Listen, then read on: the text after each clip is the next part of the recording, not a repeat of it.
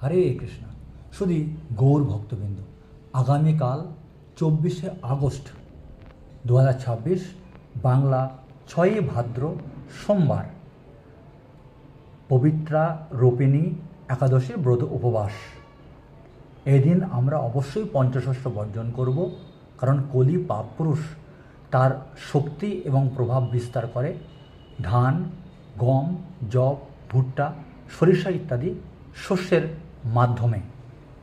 আমরা এদিন সাবুদানা তৈরি বিভিন্ন পদ, আলু, কাঁচকলা ইত্যাদি সবজি, বাদাম, বিভিন্ন ফল, দুগ্ধ আদি ভগবানকে ভোগ নিবেদনের মাধ্যমে প্রসাদ হিসাবে গ্রহণ করতে পারব।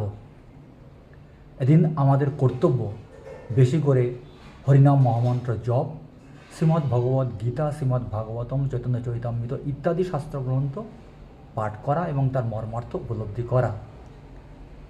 পরিবারের সদস্যদের একাদশী ব্রত পালনে উৎসাহিত করা।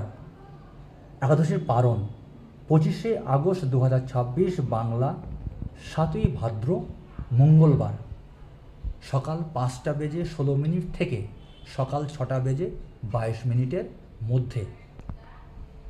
এই সময়ের মধ্যে শ্রীকৃষ্ণ প্রসাদ বা পুরীর শ্রী শ্রী জগন্নাথ মন্দিরের শুকনো শস্যদানা প্রসাদ গ্রহণ করে আমরা পারণ সম্পাদন করতে পারব। পবিত্রা রোপিণী একাদশীর মাহাত্ম্যের বিস্তারিত ভিডিও আমাদের ইউটিউব চ্যানেলে অবশ্যই আপনারা দেখে নিতে পারবেন। হরে কৃষ্ণ।